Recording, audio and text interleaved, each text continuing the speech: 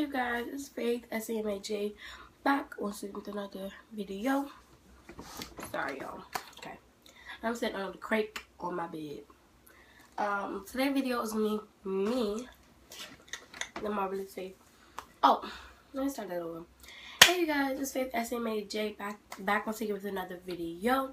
I hope make sure you subscribe and like and turn on the notifications so you can be notified every time a new video come out by me. Maybe you might know what kind of video this is from the title or the caption, whatever you want to call it. Today's video,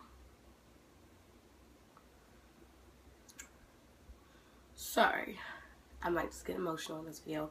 The reason why I might get emotional is because I knew my father. But yeah, today's video is a story time. And it's gonna be about my father, and it's the story time. My father, add them both together. My father died, passed away, and I will show you a couple things that still have my father basically in him.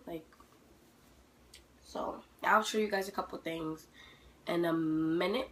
Well, at the end of the video, because I'm gonna be doing a part 2 of this. So yeah, let's just get to the video. Okay.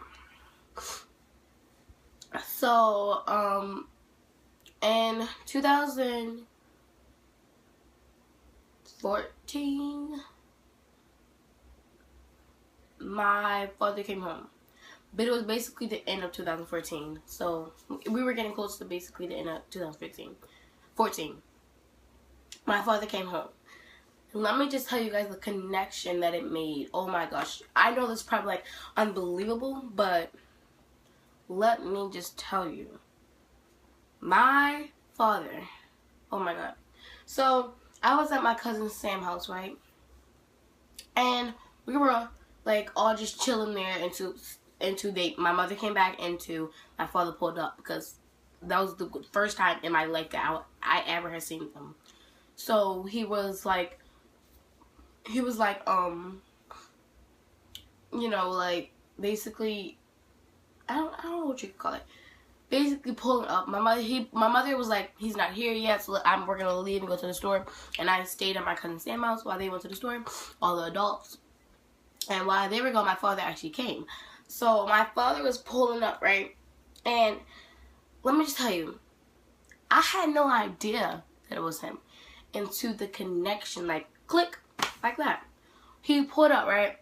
He was pulling up, and I'm like mad because my hot Cheetos got wasted out my bag by my sister. So I'm mad, and I'm being a crybaby as usual. I'm not a crybaby anymore, but that's what I used to be. So I'm mad, sitting there pouting, crying, and all that. And I turn my head, slow motion, y'all, slow motion. This is him, and this is my head. This is him coming up inside the car, and this is my head. When he smiled, y'all, if y'all don't know, my father has 2 front gold teeth. When he smiled, oh my gosh, my head, that's his teeth right there, Sally. I was like, I was only 8. So he came, right? And next thing you know, like, he came and he smiled and they parked. And then he got out the car. And then I was like, I walked down off the steps. And he came over and hugged us. And next thing you know, I'm just like, oh my gosh, this is unbelievable. So I had, I moved his arm off me and I ran into the house, down into the basement. I was so scared. Like, I know it's like probably like, why were you running away? Like, it's your father. He just got out of jail, you know, this, that, petty. Y'all don't know how it feels to see your father from behind bars. I never knew my father. I went to go see him once. And I was like 3, 4, or 5. And let me just tell you, I didn't even know my father. When he came out there, I asked him, who are you? Like, bruh, I didn't even know my father.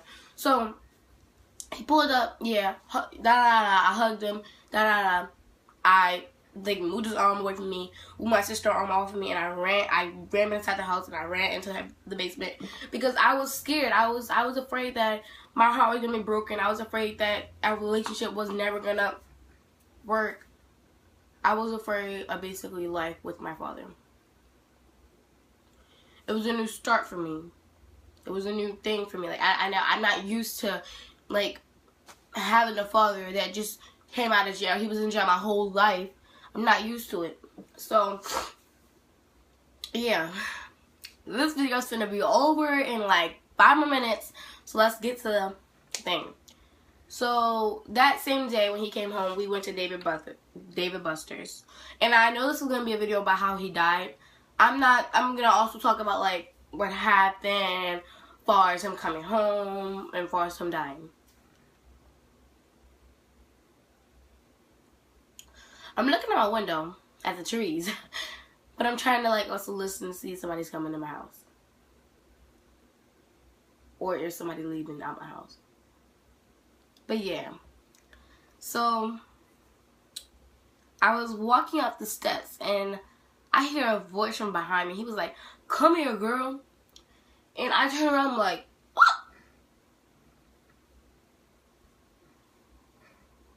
Oh, that was my bed. Okay. So he was like, "Come here, girl." I'm like, "Ah." So I run outside. I'm just like, and then after that, I'm just like, you know what, get over your fears. Get over your fears. You're doing too much now. Over exaggerating. So I get over it. And I don't know what happened after. Well, my mother came.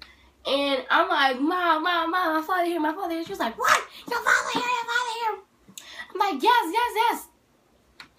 So I'm like, "Mom, my father here, yeah." And then he came outside. And then my mother started like hugging him like, "I miss you, baby." So like this like that. And it was like, ugh, that's gross. I mean, I know you haven't seen him in a while, but that's still gross, you know? So yeah, they were hugging, kissing, and yeah. And then we all pulled off and we went all to David Buster's. And only one of my siblings from another mother came. They had the same father as mine, but they didn't have the same mother. And only one of them came, so only one of them got to see my father on that day. So yeah, and I was playing a bunch of games and I had a bunch of money or coins, whatever you want to call it, or tickets. Cashed them in and I got a bunch of candy and a bunch of toys. And he told us not to eat the candy, you know, just so you won't mess up your appetite. He told me and my little cousin that. And I was like, alright. Y'all, I'm not used to listening to my father because I'm not used to him. I just met him really, like, I know I seen him once when he was in jail, but I was a little girl, so that's basically my first time meeting him. And I'm not used to listening to him. So, he told me not to eat candy. He told me and my little cousin not to eat the candy. He was like, alright. But my little cousin disobeyed him and was like, oh, and my father was taking a call. And he was like, my little cousin was like, "You open it for me?" And I was like, "Only if you let me get a piece of it." He was like, "Alright." So I opened it up and I took a piece of his candy. And my father was walking over and I'm like, and like, I don't know if it was because he was on a phone or it's because he was mad that I ate the candy. But I don't think my father would be mad at me. So he turned around, I turned around to him and he like looked at me like, and I like got up and I ran away and I started crying to my mom and I'm like, "My father's mad at me, my father's mad at me." And he like he seen me crying over there and I told my mom why he was mad at me and she was like, "Well, that's what you get, that's what you get." I was like, "But no. I started crying to my mother. And then my mother was like, my father came over there and he started like kissing me and all that. Like, he was like, "I'm sorry, I was on the phone, it's okay. I didn't mean to scare you," or something like that. I'm just like, "It's okay." So, and then everybody started asking me what was wrong with me. They know I'm a crybaby. They stop asking what's wrong with me. But yeah, that's what happened there the first day we met him. And he actually came home with us and everything. So, yeah. But you guys are gonna have a part 2 and maybe just a part 3 because we gotta go.